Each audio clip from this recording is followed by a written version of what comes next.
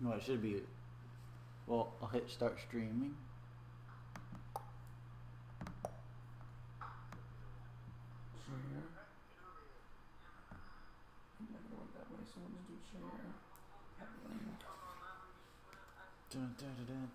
We're live. We're live. Or are we? Wink. I know that they couldn't see the winks, that's why I said wink. Gotcha. Uh-huh. Makes sense. See, I'm always on top of things. At least someone in our group, in our channel, is on top of things. Yep. So we're live now? I don't know. No, we are. Yeah, hey everybody. Boom! There's our transition. Hey everybody! Into the task mission. Hello everybody, you know me. Okay, no you don't, but you know who I am. I am Issa J, your Smart Wrestling Alliance Heavyweight Champion. And right here is Liam Landry. And right here is DJ. So how was your week, Liam? Oh, it was a lot of overtime work, so it wasn't too much fun. But now it's not, and it's Sunday, and we watched TakeOver last night, and you can see a live reaction to that on the channel. So go watch that. Definitely go watch it. And still need to work on that double L. Three That's legs. what I'm trying to go for here. You know, double L, the Liam Landry. How about your week, DJ? As you can tell, I have this Disney shirt on. Oh, Disney. Huh? Well, it's a Disney shirt. What? What are you so excited about Disney for? I thought it was a Universal shirt. You're not going anytime. Oh, that's just a dish to Disney, dude. Disney dish? Yeah. I like Disney DD. dishes. No, I'm going to Disney in February, so catch me there. We should be good. So yeah, it's I booked the flights and everything, so everything's booked. So yeah, that was my week mostly. Ethan? Work. Not Good. much going on. And then TakeOver. Oh, what a show. We'll talk about that later. Oh, what a show. What a show. Y'all can find out on their was it video, right? How was it? That'll go up Monday. That'll go up Monday? Alright. Perfect. Because I have to edit out a flub that I accidentally did. Because I don't do flubs, so. Yeah, Steven's perfect. I've been so good lately, and then just one little mess up, but we'll fix that. Alright, news outside of WWE? You want to get right into our first segment of the day, which is news outside the WWE. Yes. Who's going first? Why not? I'll go first. Mine's short. Brian Kendrick. Oh wait, I'm gonna check. Sorry, the Brian Cage. I'm gonna check Wikipedia, but I think he's one of the new people in the budget battle royale for All In. What do y'all think about that? Big name grab there. You know, Brian Cage. It's been real. Brian Cage, sorry. Yeah, being real popular. Mm-hmm. From Lucha Underground and MLW and Impact and all things, so it should be a big get for them, and it could be some cool stuff in there. Anybody else I didn't mention? Oh, I got some new ones. Sorry, I got Brian Cage, Billy Gunn, Jimmy Jacobs, and Marco Stunt. Yes. I've heard of Billy Gunn before. Yes, the Ass Man, Billy Gunn. The Ass Man, okay. Yes. Isn't he from D-Generation X or? Yes, he was part of the team with cool. with All Road right. Dogg. Yeah, part of D-Generation X, the New Age Outlaws. He was the Ass Man. That's You awesome. know, people were saying he was with giving some Chuck. better relationship with WWE, but I guess not that much that he was gonna come back. I don't know, but you know, well, you know, I guess whatever. Yeah. The Ass Man, Billy Gunn. It's been doing so much better for him since he ever went back to rehab all those years ago when had that WWE, you know, when he went back and became champions again. So it's good for all that. I don't know a lot of the other names, so I mean, it should all be overall entertaining. Yeah. Yes. Yeah, I'm really looking forward to it. Anything that has to do with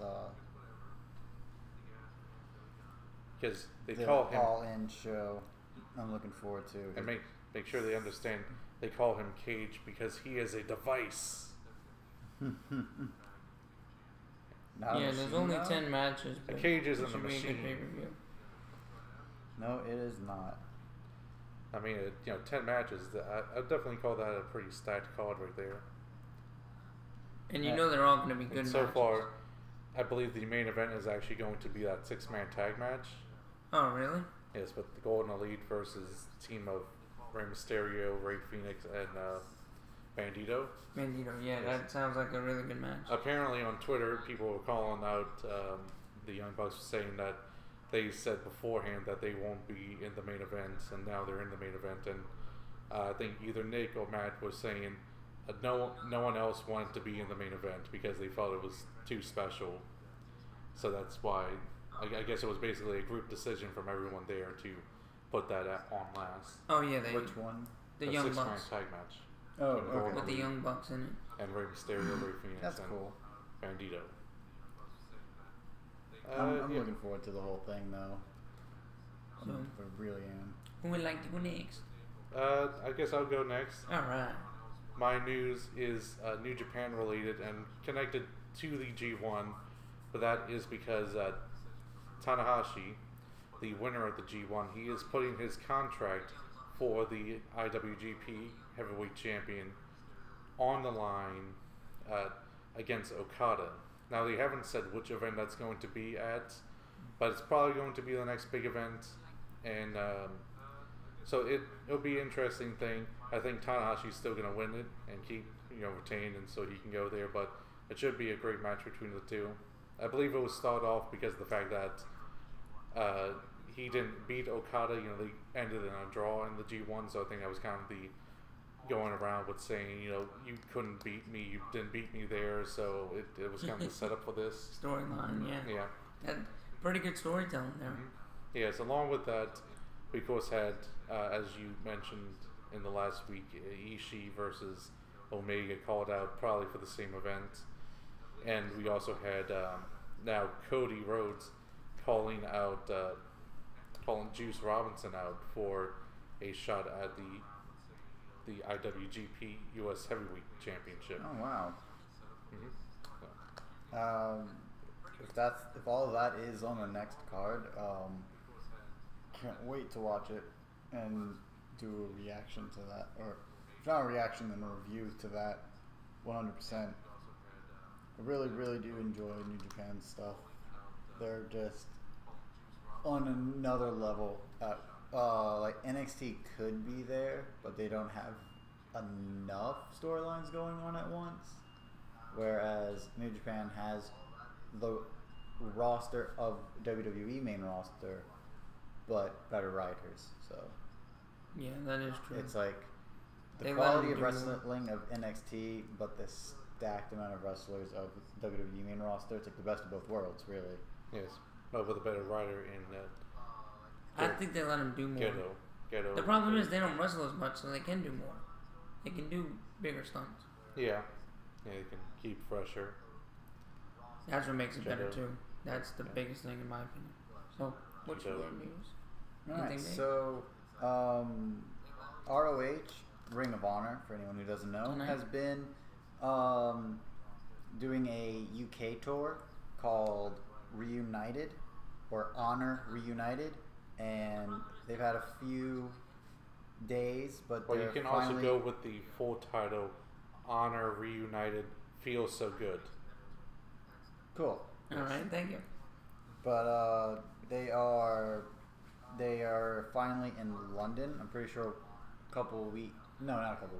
last Wednesday, I believe, they were at Scotland, and they've been all around the UK, but now they're going to be in London, and the final card for London has been announced. Is that tonight? And I believe so. Oh wow, so they're fighting with SummerSlam. August 19th. For a live event. I mean, I think it's just taped. So yeah. Oh, this is taped? Okay. Yeah. And the first one is Aisha Raymond versus Kaylee Ray. That's going to be a really good women's match. Marty Scurll versus Jay Briscoe. Ooh, that's a good one. Of course, Jay is part of the Briscoe brothers. Marty Scurll is part of Bullet Club and probably the Elite. This match has implications of possibly getting into 6-man or regular tag team implications because Jay Briscoe is a tag team champion. Of course, you have the Young Bucks versus Jody Fleisch and Johnny Storm. That one should be really good because Young Bucks are probably my favorite tag team working right now. And the ROH Ring of Honor champion Jay Lethal versus the International Cup tournament winner, spoilers if you haven't seen it yet, Mark Haskins. So that's going to be a really great match. Jay Lethal is a fantastic worker. So this looks like a really stacked card, and it's too bad I won't be able to be there to check it out. But yeah, what do you think about the card? Yeah, we'll probably watch it when it comes out, though, if we can. So what do you think about the card, though? It sounds like a good card to me. Could be a 5-star card, I'm pretty sure. Just like it's better than WWE. 3 of my people in our fantasy promotion championships is in this. One of yours is. So yeah, it looks a lot of fun. Wish we could watch that instead of SummerSlam. Yeah. No, SummerSlam. Wish you can watch like 3 of those instead of SummerSlam. We'll talk about it later, but I think SummerSlam is going to be okay. So yeah, that's basically the news out of nowhere. The news outside of WWE. Oh my God, he got hit with the news out of nowhere. How funny would it be if that was Randy Orton's new signature move? That's his new gimmick. He's just a reporter. That's a news Dave out of Meltzer nowhere. parody. Oh my gosh. Alright, next segment is news inside of WWE. Yay. Hardcore match. What's he pulling out from under the ring? It's stars! 1 star, 2 star, 3 star. So, who wants to go first? Oh, you want me to go first? Yes. Yeah, why not? Yes, and I would say it would go all the way up to 7 stars if it was in the Tokyo Dome. But anyways, my news of the day is at TakeOver. We saw the basically the debut, along the ringside, front row debut of Matt Riddle, making it completely official his entrance into NXT and WWE. So it was a pretty good one. Instead of just kind of standing there and waving to the crowd, he kind of went with his own thing and was in a suit, a baseball cap, and flip-flops, as it was pointed out later on Twitter. And he was just kind of going with like, oh yeah, bro, start trying to get a bro chant started. You got it in the front row. You guys started, Yes. So that was pretty cool. What do you think his gimmick will be? MMA bro, because he's a former MMA guy. Yeah. Did a lot of good stuff with that, and I mean, he's just kind of his, it's basically his personality and what, and that's kind of just what it goes with. He's a definitely bro type of guy. Should be interesting to see what he does. Yeah. Yeah. Because you got to enjoy his NXT career, because his WWE career is going to be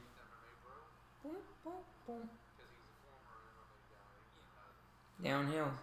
I thought it was really funny though, his entrance, and talk about what he was spotted wearing. We did. The flip-flops, yeah. We Yeah, did. that was great. He said that. That was so Yeah, great. it was pointed out he on said that. it was pointed out on Twitter afterwards. Yeah. That he was wearing flip-flops in his suit. I don't think he likes shoes. He wrestles barefoot. I don't know if they're gonna change that in NXT or WWE, but who knows? What's your news, Liam? I mean, Ethan, sorry. Well, yours is a sure thing, and mine is a just in the rumor mill right now. So you go first because mine ties into yours. Okay. What is? Trish Stratus. Oh yeah, Trish Stratus. Sorry, Trish Stratus was. Sorry, I forgot it. I forgot that for a second. I saw on via WWE's Twitter page, Alexa Bliss will be fighting. Alexa Bliss will be fighting Trish Stratus at Evolution. October 28th. October. Okay, thank you for that. And that could be a really good match. I don't know. I hope it's a good match. I don't think Trish Stratus will win the title there. Unless, cause I don't know. I just don't like this pay per view that they're doing. If it's anything like the greatest Royal Rumble ever, they're not gonna change any titles over. Then why have it? Or at least, please have storylines leading up to this. That would make it more interesting. But I've never seen Trish Stratus wrestle, so I'm hoping I can watch it live and see what happens. Well, you saw her once. I don't remember that, but okay. First Women's Royal Rumble. Oh, well, yeah, but you don't see the wrestling. You get to see one-on-one wrestling. Okay, how about probability of Mickie James doing something in this? No. I don't. No. I know she's injured right now, but at least she might be cleared from injury, or at least cleared to do a little segment to help Alexa Bliss to keep that little bit of story going on. But I'll jump into mine that there is a rumor that Ronda Rousey has her competitor as well. It has not been announced by WWE yet, and it's first. I don't know if it's first reported, but it has been reported by WrestlingInc.com, and that is the current plan for WWE Evolution, October 28th, is that Ronda Rousey will be facing Nikki Bella. Now, Nikki Bella has not been wrestling since 2017 on the full-time scale. If you ask other people, she has never been wrestling. Oh. Yeah, that is true. I agree with that. If that is the current direction for Ronda Rousey, does that mean Ronda Rousey has the title in this particular maneuver? I don't know. Everyone thinks, well, most people think that Ronda Rousey will at least get the win, but will it be a win because of disqualification and the title stays on Alexa? Will it be... Wait, she's not fighting We don't Alexa? know. No, I'm talking about tonight at SummerSlam. Yeah. So the implications right now are just all out of nowhere, and there's also rumors that Michelle McCool will also be coming out of retirement to participate in the event, Awesome. October 28th. And it should be interesting. Michelle McCool, the greatest women's Royal Rumble competitor ever. Is that true? Well, she got like most of the eliminations in the first one. Oh yeah, that's true. Yes. So, no, I will say, to be fair to Nikki Bella, out of the two Bellas, she was the one who was most improved, but never really a great wrestler. And it's a odd pairing to put them together because you have someone who's very green with someone who's not really good enough to carry someone else. So they're gonna have to do a lot to try to get this in a very Do you think that's very why? planned out way. Do you think that's why they might give the title to Ronda Rousey, just to give it more pop, so people will at least watch it? It might. Because it's gonna be. This could be. I hate to say it. I know Ronda Rousey's a big name and everything, but this could be your bathroom break match. For the pay per view, because it's gonna be that. To me, the wrestling styles are horrible for both women. They're not good wrestlers.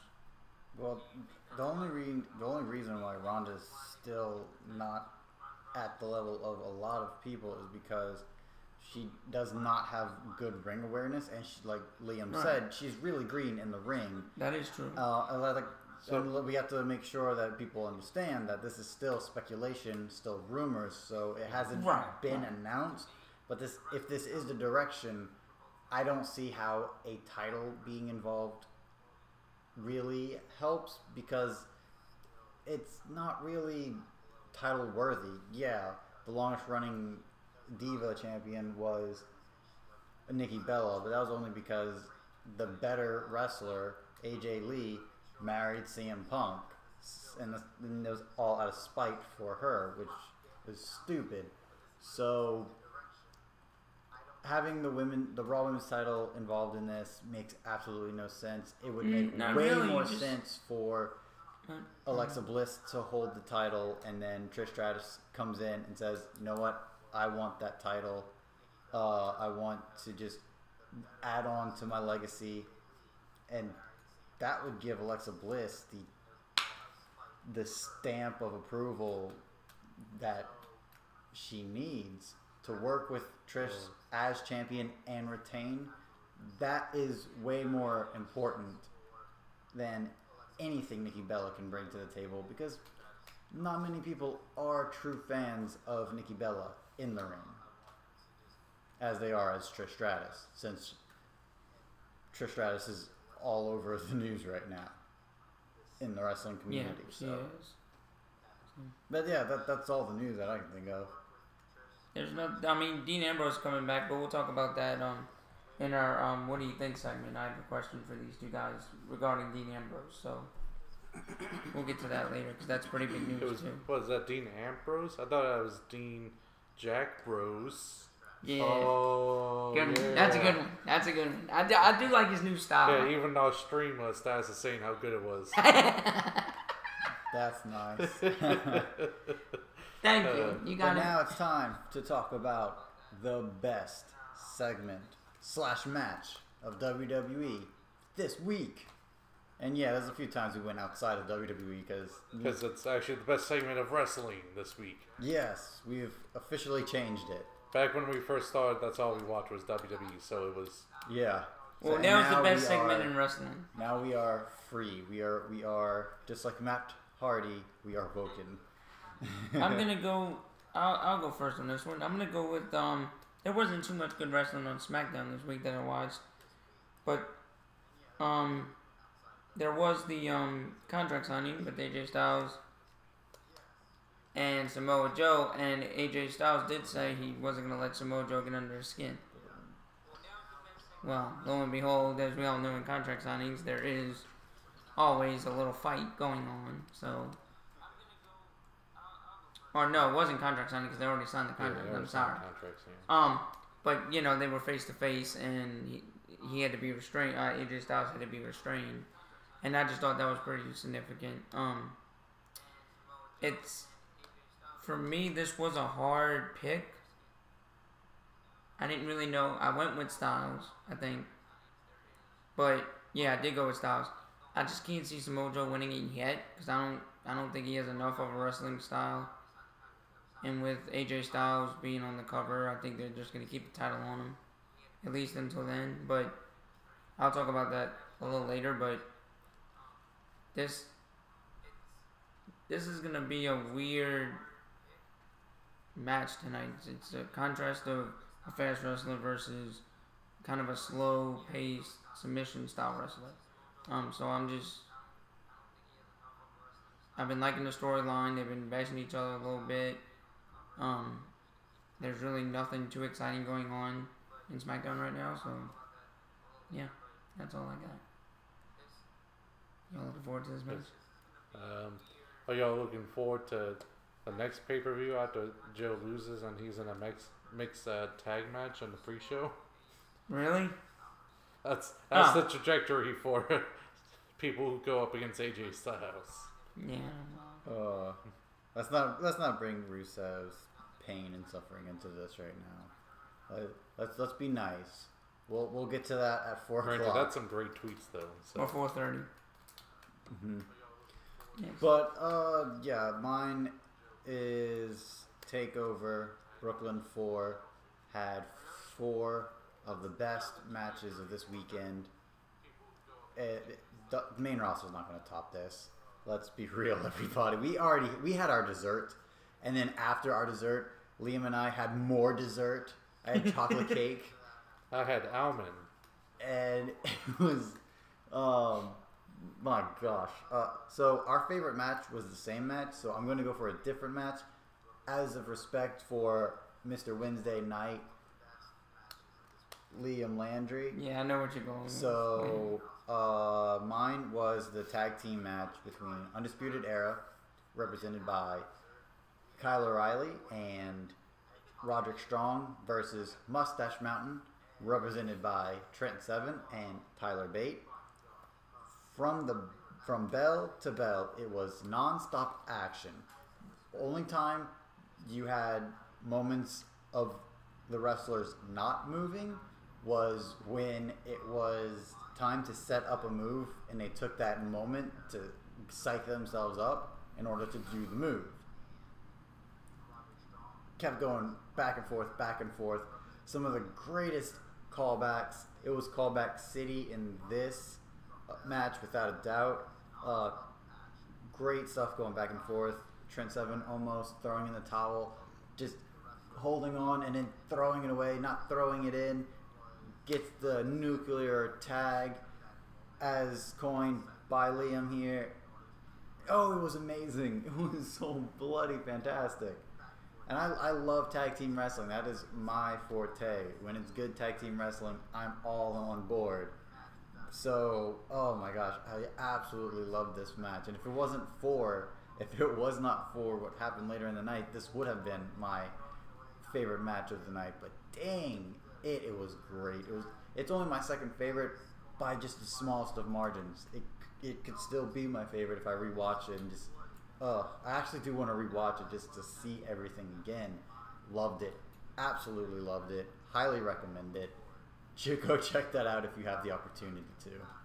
What's yours, Liam? Mine is going to be the hype up for the Brock Lesnar Roman Reigns. No, it's going to be the Gargano and Ciampa last man standing match from last night. I felt that they kind of had to rush plans because of Aleister Black's injury, and they probably didn't want to do this match as soon as they did. But it was still a really good match with a lot of storytelling in there, a lot of really great back and forth, and it was the best last man standing match because it didn't just quickly go into a 5 minutes in people can't having trouble trying to make it to their feet. I don't really like that. I think it's a kind of weird idea of storytelling there because that's not what they do normally. So they waited till they just brutalized each other. They had all the right flow of the ups and downs of the match and getting people excited, and the calm parts to help people through the match itself. And it was a whole lot of exciting stuff and a lot of storytelling, and even storytelling in the clothing they wear. And it was a really well executed match overall, and was my best segment of the week. I absolutely. Also, a good shout out to Velveteen Dream. Yes. Just Velveteen Dream as a whole. He's precious and we don't deserve him. But like he said in storytelling with the clothing. Oh, man, what should be actually... Johnny Gargano had... So everyone knows that Johnny Gargano has the face. The little smiley face with the wink and stuff. But he was wearing a completely different style of Johnny Gargano face. And it was completely warped. It was all messed up, signifying of how he is completely warped and just losing his way. I saw that instantly, mentioned it on our live stream, and go check that out, by the way. Such a good show. And then runners up, Velveteen Dream versus EC3, and all the callbacks and little nods there, and Adam Cole, Bebe versus Ricochet, great match. And even Shayna Baszler and Kairi Sane was a good match as well. So definitely go watch TakeOver Brooklyn 4. It was amazing. Yeah, and I think that should be Velveteen Dream's new gimmick now, is him saying, I'm too precious, you don't deserve me. Yes. We're giving you good stuff, Velveteen. Giving you good stuff. To your already really amazing stuff as well. Huh? You need to watch it. I watched a little bit of it. I watched the top 10. I watched the highlights from it. It was really good. So, no, but you need to watch watch the top 10. Yes. I mean, you only saw the stuff from the Gargano Ciampa match. Pretty much. You need to go to top 40 to get everything. Oh yeah, no. It's like top 10 in each match. So top 50. Top 50. Dang So what it. we got? What's next? What is the next segment? Our next segment is we gotta get this off our chest, everybody. Oh shit. Are you serious, WWE? Chest exploders. Aliens was. Why are you doing this? Who's first? It's gonna be for me. It's the gonna aliens be. Free.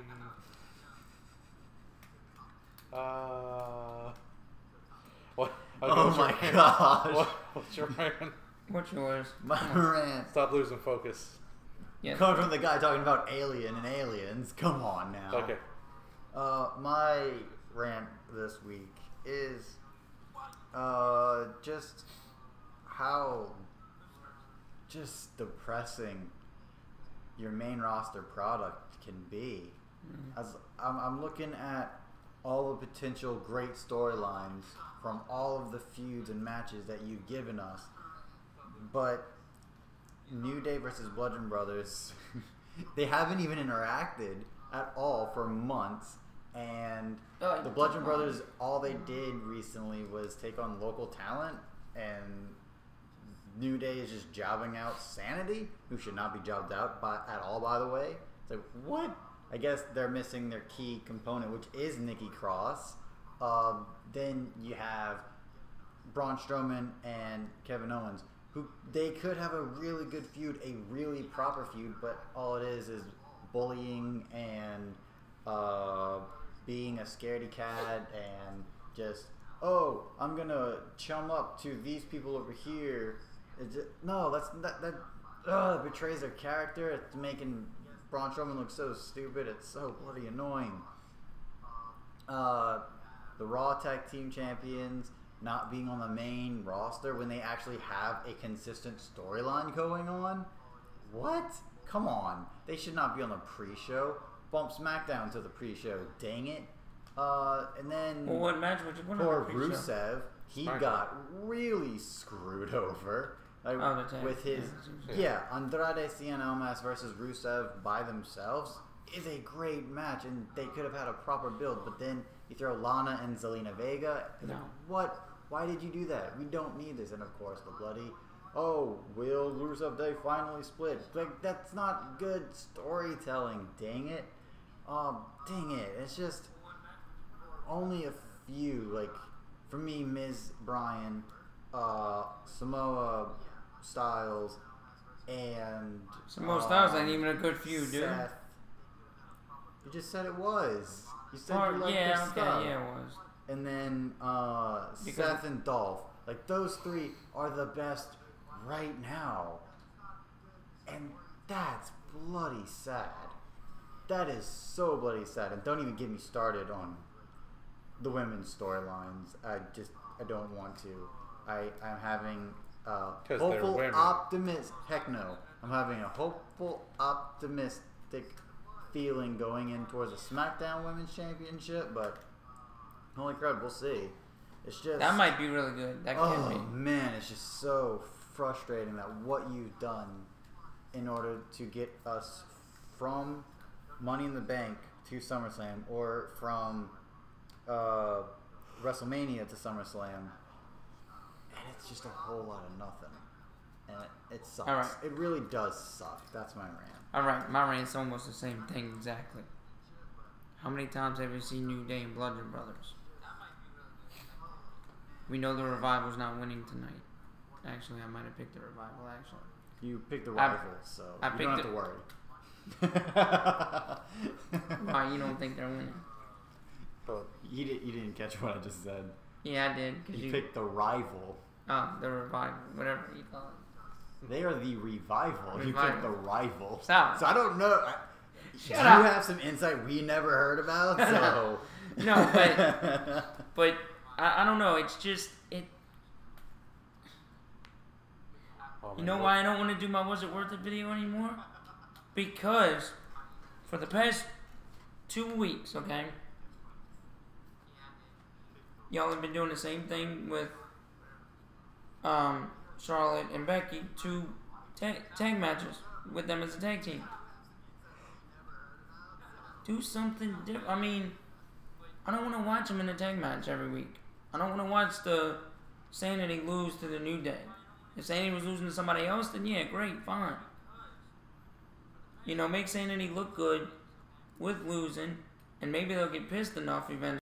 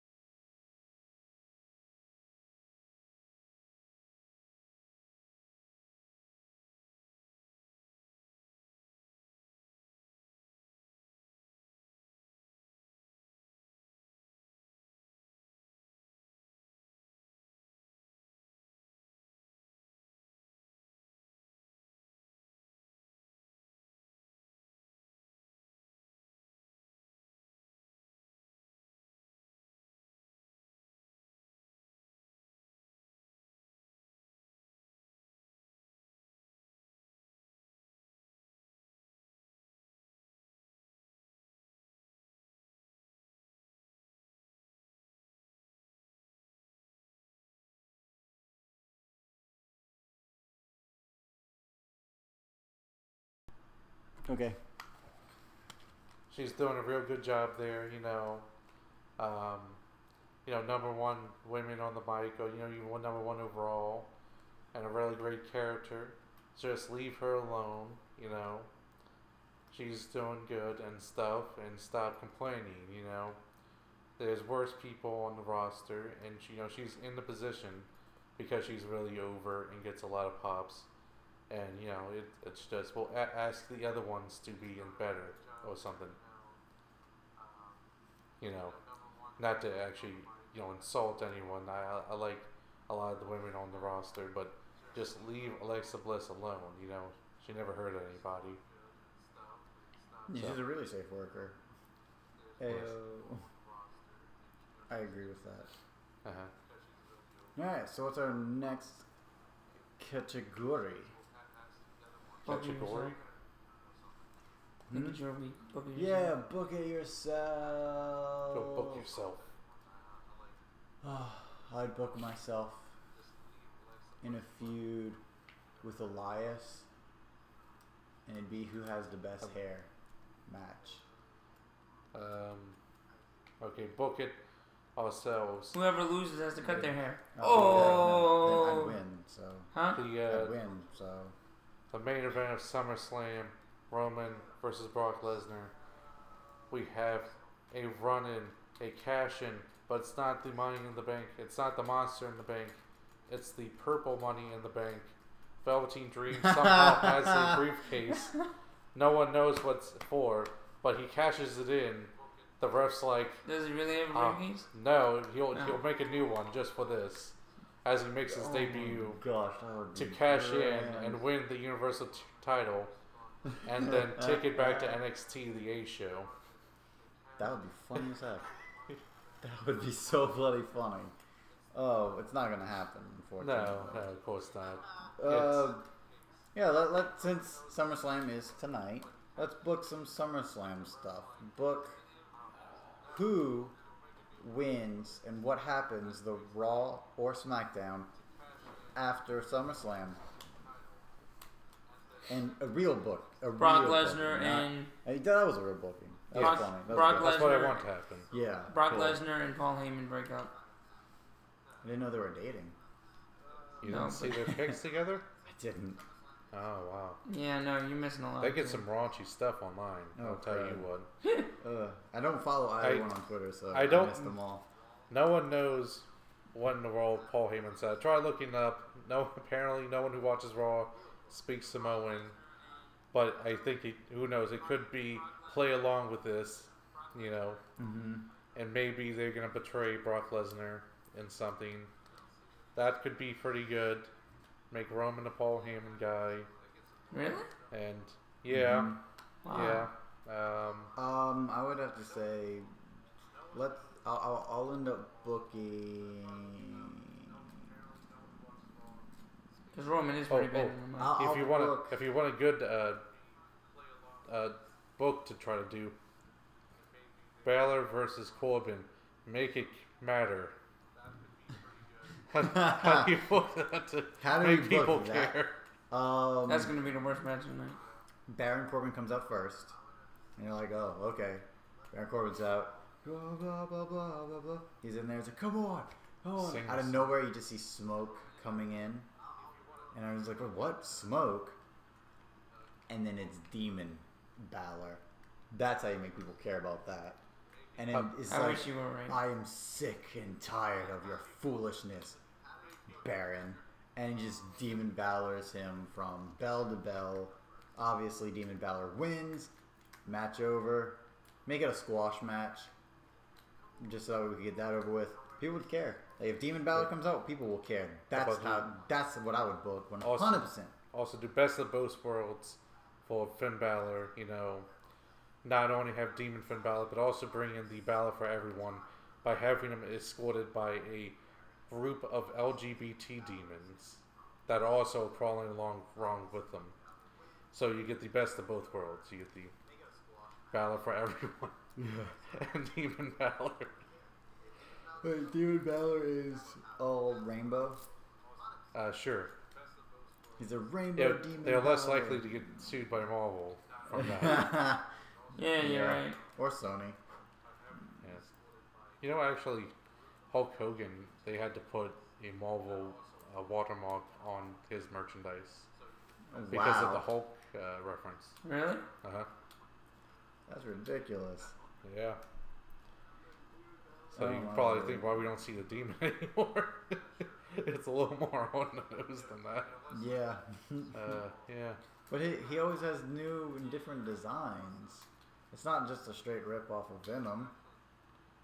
Yeah, sometimes he does Carnage, sometimes he does Anti-Venom. Sometimes he does another symbiote. Toxin, yeah. Yeah. Who's the symbiote who's going against Venom in the new Venom movie? Looks trash, by the way, but I don't know. It's not Toxin. It's a different one. You go with the anti-venom because that was kind of like the anti-symbiote. It's not anti-venom, unfortunately. Then Carnage. He doesn't even make it in the. If he's gonna be in the franchise, it's not in this movie. It'll probably be at the end credit scenes, unfortunately. It's gonna be an R-rated one, right? I don't even know. It doesn't even look R-rated. Because they would only bring out trailer, Carnage for something like an R-rated one because of his backstory. Not only his backstory, but because the guy, the man Carnage takes over is a serial killer. Yes. And but they don't even have that's going. We'll talk about it off here. But yes, we're just booking Demon Balor versus Baron Corbin. Pretty much. We're gonna move on now. Yeah. I'm about to go on a huge tangent, and we don't need to do that. Yeah. We already lost topic. We did what we set out to do. I think next is what do you think, right? Yes, I do think. Yeah. Cool. Okay. You said you already had an idea in mind. Oh yeah. What do y'all think about? What do you think with Dean Ambrose's news? The way he looks now, what do you think? Do you think he'll turn heel on Seth Rollins, or do you think he'll help him out? I think heel. I think that's the reason why you debut him the Monday before, because if you debut him only to turn him, people would be so hyped for the return that it's going to be too hard to instantly go back to booing him, you know? So I think they have the return so people have their pops. So it makes it easier to have the turn at SummerSlam. And then, of course, they have the pops again, but because the match has been going on for a while, when he turns, you can get those boos. You wouldn't just turn him heel right away at SummerSlam? Like, return him at SummerSlam as a heel? It would just be a hard thing to do. Like what they did with Seth Rollins when he came back to a huge pop, but they still tried to make him a heel at the same time, and it was just a real hard transition. Okay. Because people still want to cheer for him returning, and so bring him on Monday. Let the fans cheer. Bring him after the initial excitement's over. It makes it easier transition. So you don't think Seth will win the Taz mission? I mean, he could win via disqualification, but I don't know. I give him the title. I don't think he's retaining. I don't think he's getting the title back. But no, because I want to see Drew McIntyre and Dolph Ziggler have all the belts. Yes, we know. We know. Until it happens, yeah. I will not stop. Dang it! Oh, we'll hear it forever then. All right, what's next? Who's next? But the other thing you said, I do not like his new look. I liked his lunatic hairstyle. I know you did, way better. Yeah, I like his lunatic hairstyle too. Cut close to the. It looks stupid on him. It looks weird. Like it. Yeah. But then again, I am an advocate for long hair, so. The Paul Hairman, as you would say, is the advocate. Yeah. That was a good one. Thank you. What's yours, Liam? Do you want to go next? Or you want to go next? What do you think about the match? Trish Stratus versus Alexa Bliss, and should it be for the championship? Yes. I guess for the championship, be fine if she has it then, and yeah, I mean it should be fun match. I guess. I don't know. I guess I'll see what they do with it coming up in the future. Let me think. I don't know. It's kind of. I'm glad to see Trish Stratus and Alexa Bliss fighting together. It is a face versus a heel. I do like that. I don't think Trish Stratus will win the title unless she's coming back into like the Royal Rumble maybe, and then lose at the Royal Rumble. Because I think she'd have to be back for a few pay-per-views before she lost it. I would like to see her back full time, but I don't think it's gonna happen. If she comes back, she'll come back like Sting did, and a couple other guys, Goldberg did, and Sting was supposed to be back full time, but he got injured and had to retire. Oh, okay. That's what happened there. Okay, I didn't know that. Misread that. Okay. So what's yours, Liam? What do you think about I won't go for. What do you think of the idea of expanding NXT brand as they made the official? They're talking more about how the TV tapings for NXT UK are now going to be either on a network, or I also hear they're trying to do a on television deal in the UK. They're going to be live? No, it's taped, but so what do you think of the expansion of the NXT brand? I like it. Like, and I don't like it. uh-oh. I like it because it does showcase more amazing UK talent to the world. I would have never found Isla Dawn if it wasn't for UK, or them branching out to the UK, or Killer Kelly. I actually really dig their what they can do, especially Isla. I would have never been able to find out who Zach Gibson was if it wasn't for the UK tournament. So they have a lot of pros because of this, but then stealing guys from like WOS or Defiance or all these other shows, trying to get people into contracts so that way they can't be anywhere else. That's really sucky. Oversaturating the market to make it to make them be the biggest dominant. Oh, you want to be with us, or you're not gonna get where you need to be. That's a load of bull. So there's there's good and there's bad. Unfortunately, that's what I think. I don't think there's anything bad with this because it's branching out and more people get to see it. But I do hope that NXT will go live eventually because they are on Wednesday nights and they're not really competing with anything on Wednesday nights. It is good. Why they're getting a TV deal in the UK before they're getting a TV deal in the US? That's the only thing I'm kind of upset about. But I just, it will showcase it more. But can't you see the network in the UK already? I think their intentions is to compete more directly with World of Sports, which is on network television in the UK now. So. And Raw and SmackDown's not in the UK? No, it is, but they're just trying to do this to compete with that because it's more the same style. Oh, NXT and World of Sports is the same style, okay. Competitively, yeah. Oh, okay, so it makes sense that they're doing it. But yeah. I just hope eventually they keep evolving and eventually they go live. Because it is some of the best wrestling that WWE has to offer. I'm surprised that they haven't figured that out yet and gone live already. I mean, Raw and SmackDown is not the show I want to watch. Don't get me wrong, I could be watching NXT on the network every Wednesday, but I choose not to. But, it would be nice for people to watch it for free, like they can Raw and SmackDown. Why limit NXT to the network? I mean, you need to have a cable or a satellite provider, so it's not technically free. No, but you don't have to pay. You don't have to pay an extra fee. Oh, it's also on Hulu too, so people can see it on NXT's on Hulu? Yeah. Oh, okay, so that's not too bad.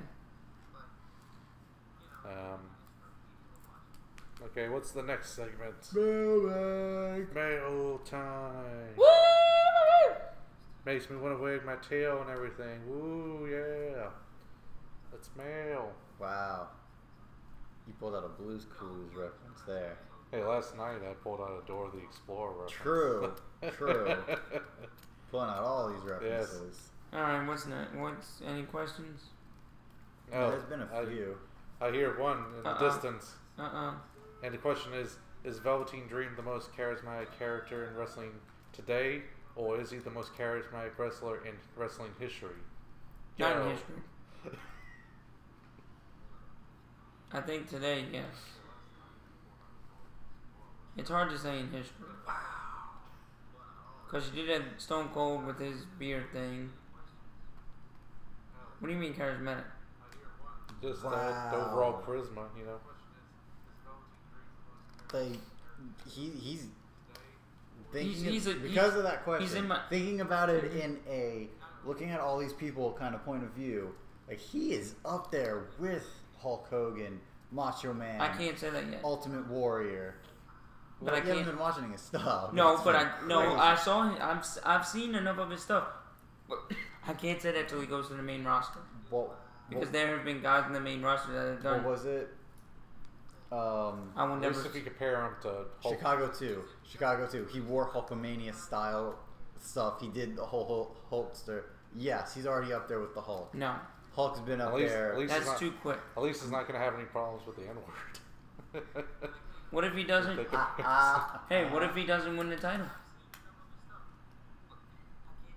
What if he never wins the title? Is he still up there? He won the title of my heart. So. But what if he never wins the WWE title or the Universal title? Is he still up there? I mean, he keeps the same gimmick, same wrestling style, but never wins the title on the main roster. If he's still that, we're just talking about his charisma, not his. Like his charisma is, he wore pants, and on his butt it said "Call me up, Vince." So he wanted to get called up. Like he is being ballsy. Velveteen Dream walks like this because of his large balls that he has to do the things that he does. He dressed like Hulk Hogan when it wasn't even official that Hulk Hogan was back yet. He dressed up as Hulk Hogan and Prince Puma at the same time. There you go. He had "Call me up, Vince." He wore a thing where was it Aleister Black? It was a pants with one side has his face, and the other side had Aleister Black. Yeah. He wore boxing shorts when he was taking out Cassius Ohno. And it was just like... As of right now... His charisma is through the roof As of right now... So he's up there. Yes, he's in my top 5, probably. When he gets to WWE... No one is as charisma... As on the main roster, no one has the charisma he does. No one. Not right now. No, but I'm talking about... Steven's talking about overall. I know. I'm talking, like... Ever? But right now, on the main roster... No, he's saying ever. I know he is. I already said yes, he's up there with the ever. I don't know if he's the most, but I know he's up there. No, right now, all these other guys. I mean, I put him on top 5. I think that puts him in that category. The only one that comes close in my mind is Elias. It used to be Bobby Roode with the way he came out. Not since he's been on the main roster. No, but I mean when he first started on the main roster with the Flair. Charlotte Flair, the way she dresses and comes out. She's not charismatic, though. Alexa, Braun, and Elias are the only ones that has that natural charisma that I see. And AJ Styles, I do not think they top Velveteen Dream. No, of course not. No, nobody does. The only one who is equal to him, and he is no longer equal because he took a loss. EC3. You saw that promo last night. But it's not his fault that he took a loss. I think Velveteen Dream's gonna do well on the main. I don't know if he's gonna do well on the main roster, but he has the potential to. I just think WWE is gonna screw it up. I really do love that segment, though. I don't know. I think it was last week's segment on NXT where they had all these people. And it's like, who could have attacked Aleister Black? That was so good. They did such a good job. I want to applaud whoever wrote that. What's next? Next question. Yes, but it was a pretty amazing moment at the point where EC3 got his own smoke. Yes. So, what has been your favorite match and favorite event overall in any sort of takeover? That was a question I saw, and that's a really good question. Okay, so best takeover match? Well, yes, the best match. The match that started Takeover New Orleans. The ladder match. Okay. That was my favorite match ever. Okay. I think now Johnny Gargano came in a very close second, but you had to. How many wrestlers were in there? 5? No, we already fixed it. How many wrestlers in there? 4 or 5? Yes, 5. No, 5? 6. 6? You see, you had to work with 6 different styles of wrestlers, work them all together, and do it perfectly. And they did a very good job. That got 7 stars from me. So. Which I got? I guess the Gargano Ciampa feud, it's kind of an unfair thing to just kind of throw in there. Followed by things with Velveteen Dream in them. Mm-hmm. And followed by with I guess maybe things with Andrade Cien Almas in it. That could also be some good stuff. Well, especially after he got Selena Vega in there. Yeah, no, but I mean, it's the Gargano Ciampa. Which match? Or all 3? All 3. Okay. All of them equally.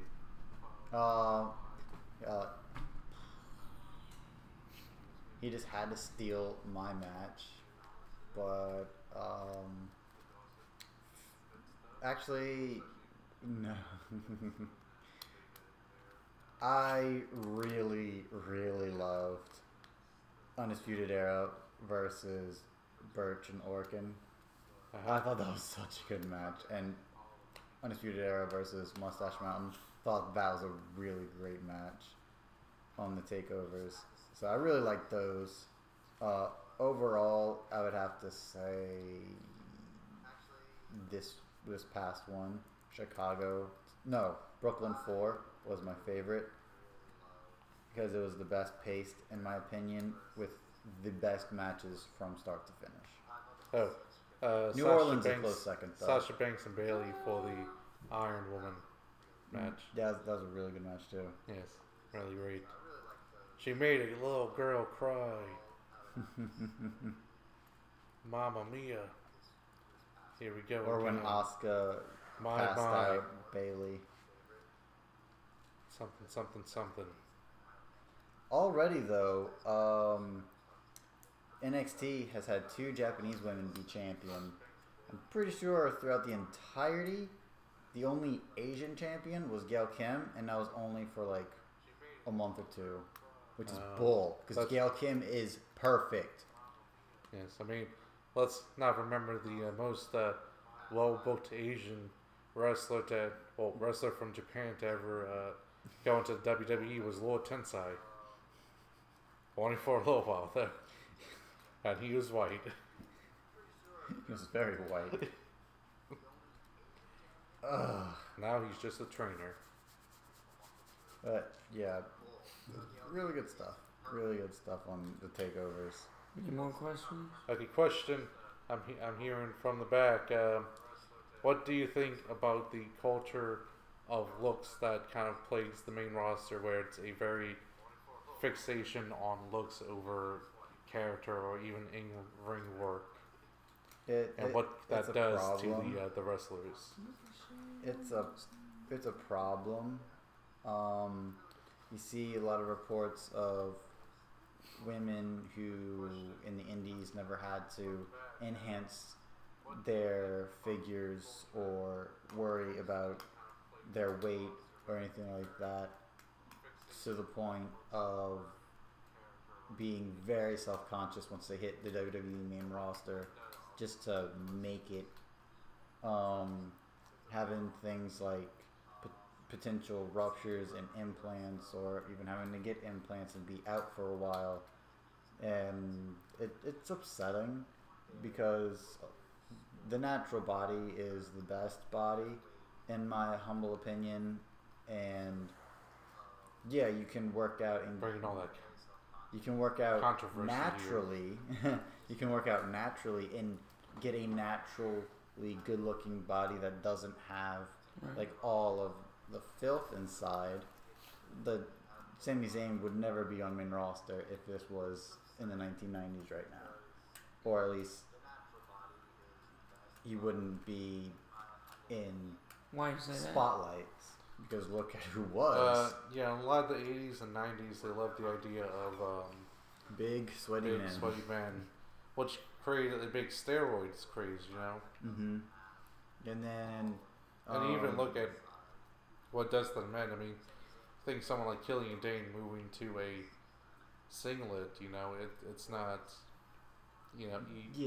And even though he does say it was his idea. I mean, it was probably his idea, but that might have been after someone in the back, namely Vince McMahon, complained about the way he looked out there. Mm-hmm. And that may have led him to the idea, but you feel that it has something to do with that. Because there's even been other times where, when I've heard stories of wrestlers, I think Kalisto, he was talking about how he moved from I don't know what they really call it, like the Speedo thing. They call them trunks. Trunks. Yeah. Moved from the trunks to pants, and he was saying, yeah, I was just getting out of shape then, so I just moved from that. But also to talk about Killian Dane and this topic, look at what happened where he was on NXT. He was tag team champion with Alexander Wolf. He was in big profile matches. He was a part of the 5-star 6-man ladder match in New Orleans, going to the main roster where him and his group, who are not the most big muscular guys. Like Alexander Wolf is a big guy, but he's not muscular, you know. And all they're doing is jobbing them out repeatedly. And their success on NXT versus their success on the main roster is outstanding. And maybe it could be because they don't look the part. They don't look like Eric Rowan and Luke Harper, where they're just big, massive dudes, or they don't look like Roman Reigns or Brock Lesnar, where they're just big, hulking, muscular guys. And it's a shame, and it's wrong, and it's horrendous. Well, wait, look at the B team. They're not big, muscular guys, are they? Curtis Axel's big dude. But look at... And then look at what Bo Dallas is pretty muscular. I think he's more in shape than his brother. And I mean, even think of him moving from trunks to singlet. Mm-hmm. Yep. Yeah. I mean... Because he's out of shape. Yeah. You can see in his stomach. Or how Bray Wyatt has to wear a bloody apron now over his ring attire. And other times people were fired for their, you know, being out of shape. I mean, you have Gangrel, his talked about his stomach kind of popping out from his shirt during the match, and Vince McMahon fired him for that. Cassius Ohno in his first run talked about weight stuff. I mean, it's a lot of stuff where we really should be focusing on, you know, in-ring their abilities and their character work. If I don't care. If you can do what WWE wants you to do in the ring, I don't care if you're 400 pounds. If you can do what they want you to do, more power to you. You know. Yeah. Now I might be going over dramatic with the 400-pound thing, but if you're 50 pounds overweight and you look a little bad, but you can still do what they want you to do in the ring, more power to you. And also, and I mean, of course, what they do to Baron Corbin, making him wear a suit in the ring. And this, of course, has a lot to go back on to, you know, what Meltzer was saying. Because from what I've seen from his quote there, it seemed like he was talking about how NXT works more on character work and the main roster is more about looks. And that's why he was saying that doesn't even really make sense, because he thought Peyton Royce even looked better on NXT compared to the very look-based brand, you know. Mm-hmm. So I think his main point was that this is a bad culture and he doesn't really support it. But a lot of people dogpiled on, especially WWE people, because... What, the main roster he was talking about?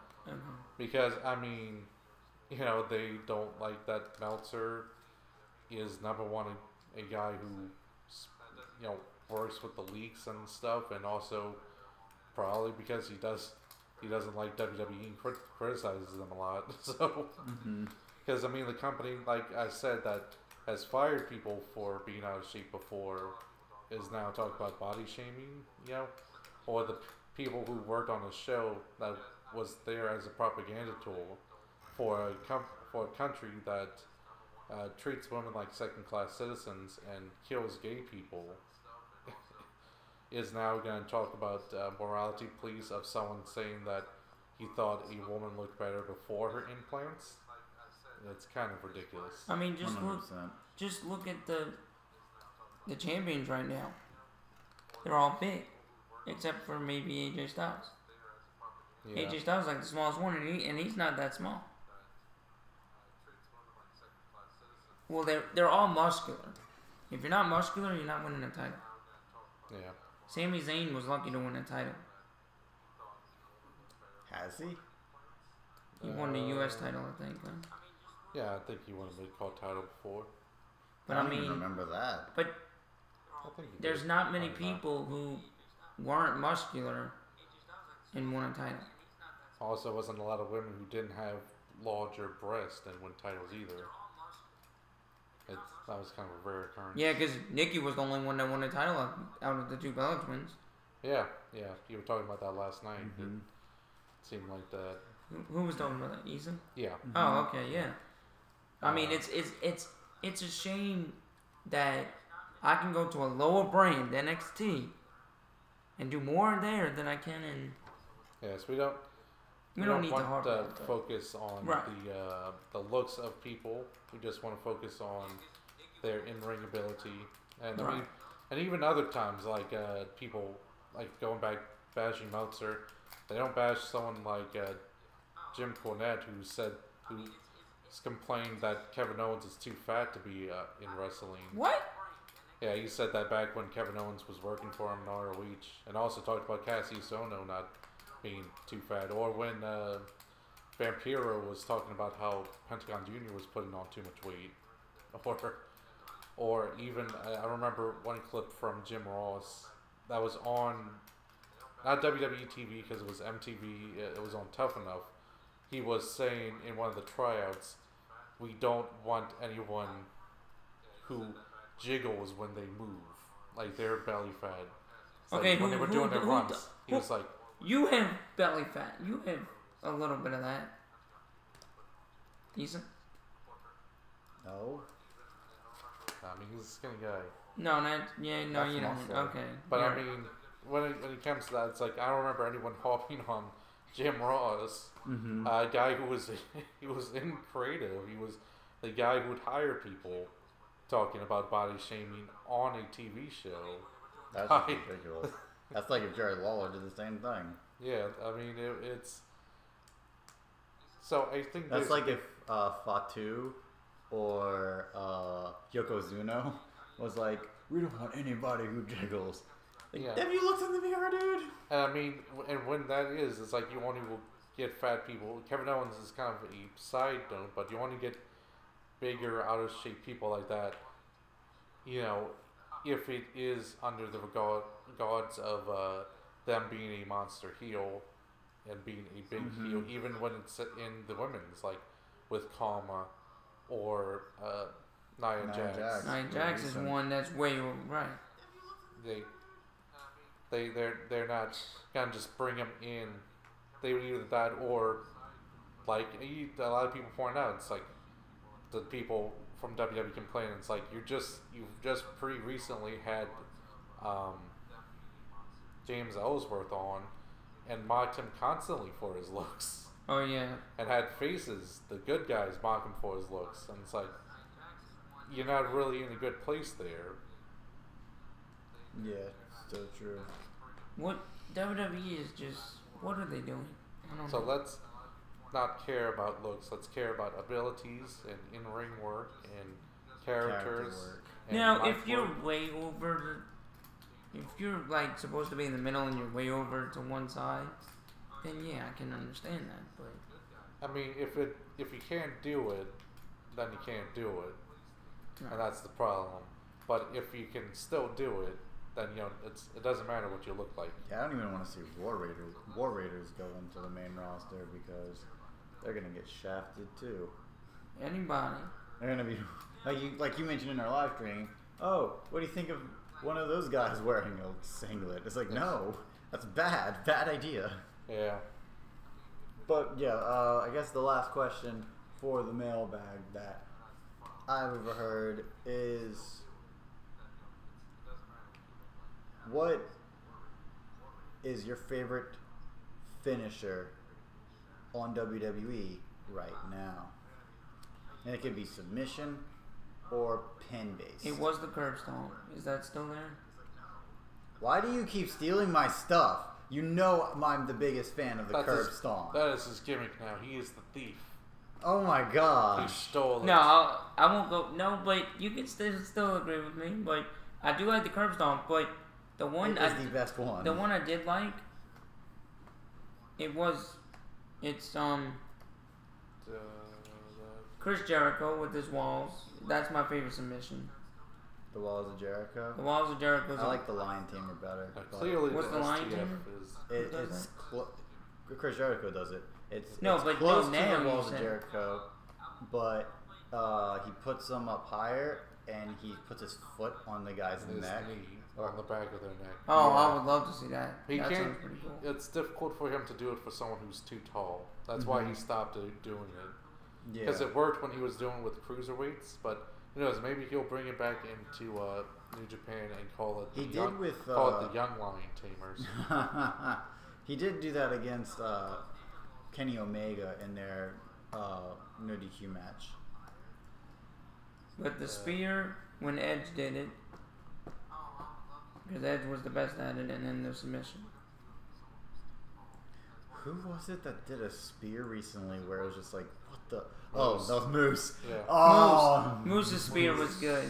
That was awesome. Moose's spear was Not only did he make good. Austin Aries do a flip, but he ended up doing a flip as well. The most epic spear in the world. What's yours, Ethan? And then you had the curb stomp. No, you had Goldberg. No, submission. The most dangerous. My favorite submission is the guillotine, choke or the dragon choke. Okay. The dragon sleeper. Okay. Guillotine choke or the dragon skull. Or sleeper? Dragon skull sleeper or just dragon sleeper? I said cold skull because that's what Sonata calls it. That's his finish. Alright. What's yours? I really... But who even uses that as a regular finisher? Which one? The sleeper, or the guillotine, or the dragon sleeper on WWE anymore. Drew Gulak. So you might see that tonight. He does the. He calls it the Gulak, and it's a dragon. The dragon hold sleeper. Such a good looking because it pulls the dude's head back.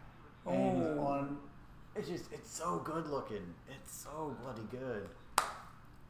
Oh, do you reuse it? Excuse me. Sorry, guys. Best submission is clearly STF by John Cena. He locks it in so hard, you feel like he's gonna snap someone in half. Not the crippler crossface by the Yes Lock by D-Bry. He's too soft with it. He barely looks like he locks it in. No, really, what? You and your bloody sarcasm right now, dude. Submissions. I don't know really about stuff like that, but what's the best really good one? I'm trying to think. There's quite a few good ones in there, but I don't know what really stands out. I like Carstein's elbow, the insane elbow. That's a really good one. And another elbow one, I like the Purple Rainmaker, especially when it's set up with the Dream Valley Driver. It's really good. So there's that. I also really like the swinging DDT too. That's a really pretty maneuver. So I guess I'll go with those. Yeah. If I get a little bit more, other than the curb stomp, I really like the Tombstone Pile Driver, or Hangman Page's Pile Driver. Holy crud, that one looks good. Muscle Buster by We're Samoa just talking about Joe. WWE though, so you can't bring up Page. Dang it. Can't even really bring up Pile Drivers either. Tombstone Power Driver is still allowed. By Even Undertaker. though I'm pretty sure like you can't do Power Drivers, but He at just WrestleMania this past year, but he was still able to do the Tombstone Power Driver because it's. Do you mean the laws behind it? Mm-hmm. Because WWE wasn't under that. Oh really? Uh, A lot of people saying, "Oh, you won't be seeing Power Drivers this year." WWE, Impact, ROH, they're all considered major companies, Mm-hmm. as which they weren't constrived by those rules. It was only small independent wrestlers that they couldn't do that on. But anyways, I mean, they do it anyways. Because, I mean, it's not like they have someone from the commission at any wrestling event. But, so the Power Driver. And I really like the Last Right Power Bomb. Because it just has a really cool going all the way up and then tossing the guy. That one always looks good too. So many good moves out there. Our final segment. Well, usually that is our final segment. But before we get into our last little bit for tonight, until the live stream for SummerSlam, we have a quick moment of silence for Jim Neidhart, Jim the Anvil Neidhart. He unfortunately passed away on Monday due to complications with his Alzheimer's and had a seizure or a stroke. It was one of the two. So a quick 5 seconds of silence for Jim Neidhart and Natalia's family.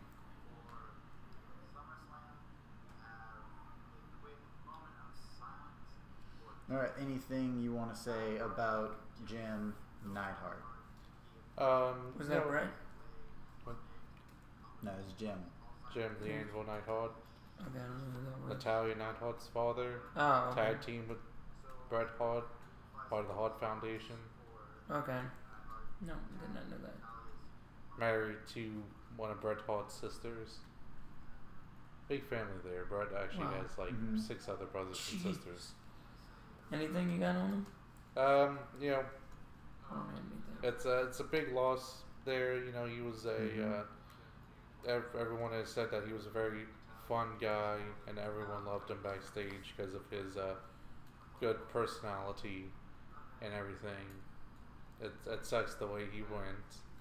You know, with Alzheimer's and everything. Yeah, I didn't grow up watching him at all, but I have seen a few reviews out there where a little bit of his clips are around, thanks to Brian Zane with Wrestling with Regret. But other than that, not much that I really know about him, unfortunately, because from the stuff that I did see, he was really good. Yeah, there's not much out there for me either. I wasn't watching wrestling at the time, but I've heard he's good. He was a good wrestler, great backstage worker. Yeah, so he'll be sadly missed. Sorry for Natty and her family and Brett especially. So yeah, he'll be sadly missed. So. All right. I'd also add that there was a nice tweet from Natalia Neidhart. You probably didn't see it because you don't like Natalia, so you probably didn't pass it by. But I might have. It was a picture that from back in the day. It was Jim Neidhart, Brian Pillman, Owen Hart, and I'm forgetting the other person, but it's people who've all sadly passed away, who are friends, and she's saying that it's Heaven's gonna have a hell of a party tonight, or so all those guys who were part of the Hart Foundation reuniting in heaven. So no, I did not come by that one. But so SummerSlam is tonight, everybody. We will be going live again for it. So let's jump right into our final bit of this stream, because it is a pay-per-view stream. It is, what is your most anticipated match? What is your thoughts on the pay-per-view, and what was the last one? Holy crap! Worst match? 3. I don't think we do worst anticipated match. Yeah. Like, which one do you think is going to be the best? Which one is your most anticipated? What do you think about the show overall? Thank you, Liam. All right, tag team partner. All right, let's go. I guess the most anticipated match is probably 205 Live, maybe. Have they been doing a big storyline for that? Mm-hmm. For like a whole month. So yeah, it's probably the best storyline out of all of them. The best match of the night could be Dolph Ziggler and Seth Rollins. And overall on the show? Great things. Hoping to give it a B. I'm pretty sure I'll be giving it at least a C at the end of the night. Yeah, you might see me in the live stream going like this, and they're gonna be saying like, He's not allowed. Stop watching Takeover Brooklyn again. It's like, how you know I'm watching Takeover Brooklyn? Because you're happy. At least share it with the rest of us, dang it. So which favorite match? Most anticipated match of the night, I guess I would give it to the Bryan versus The Miz. Oh, okay. Best possible match, it could be that one. I don't know about Ziggler Rollins just because they've had so many matches together. It would be difficult for them to give so much new stuff that it would keep me as interested, but it could. I mean, if anyone couldn't do it, it's those guys. Yeah, but just a lot of matches that I don't really care to see in here. I mean, the 205 Live one should be pretty good. Yeah, there should even be some good stuff in the mixed tag match there before they get interrupted by Aiden English doing something. Because Rusev and Andrade have, good chemistry working together. But it could also be, depending on if they let them go, AJ Styles versus Samoa Joe. It depends on how they produce the match,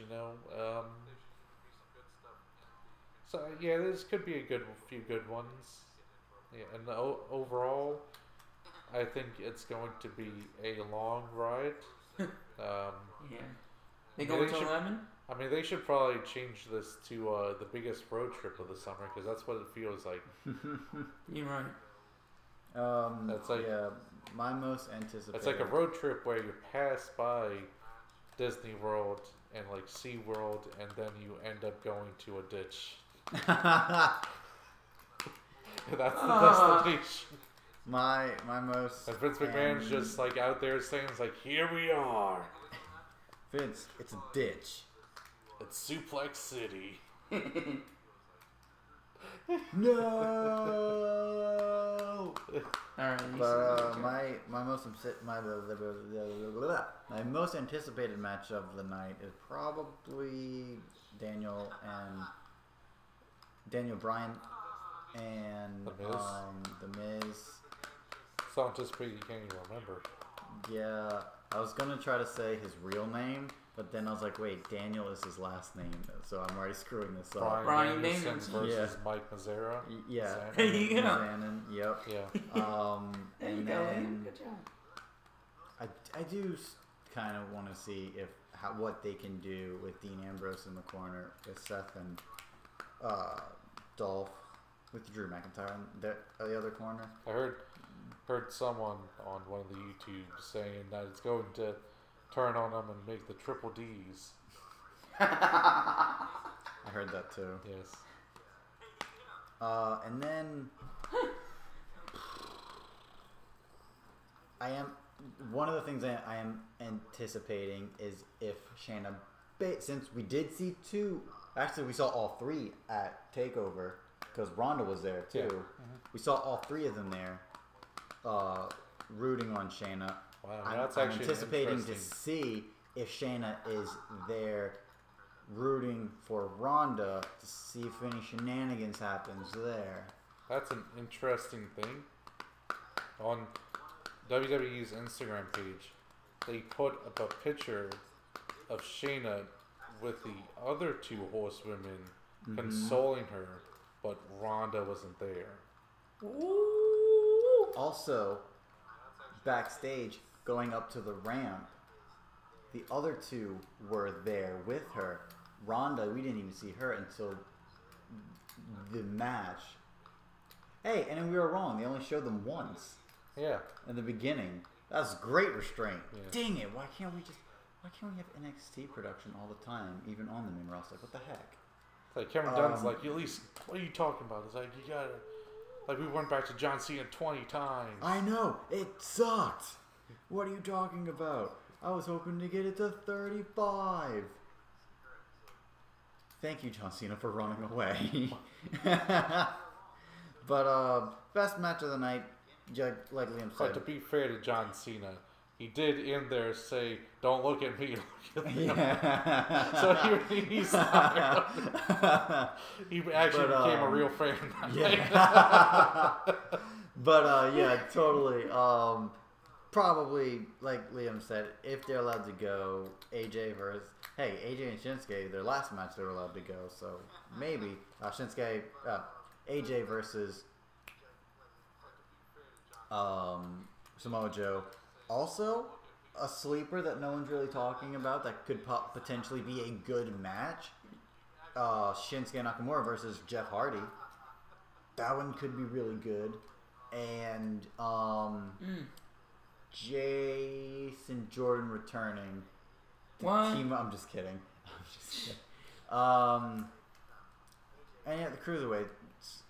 Since it's on the pre-show, they'll probably be allowed to go. No, it sucks. No, I just thought of something. What if they bring back what's his name? The player Teddy Long. Teddy Long. Bring back Teddy Long. Gets a phone call. Talking about my illegitimate son, Chad Gable. Oh, let's hope not. The battle of the legitimate sons. Who's next? It'd be called Chad Gable doing the dance. No. That's why I've always been in tag teams to honor my father. There you go. Yeah. I That's it. guess that's all the matches, because all the other matches we're not really looking forward to at all. Yeah, I guess that's the show.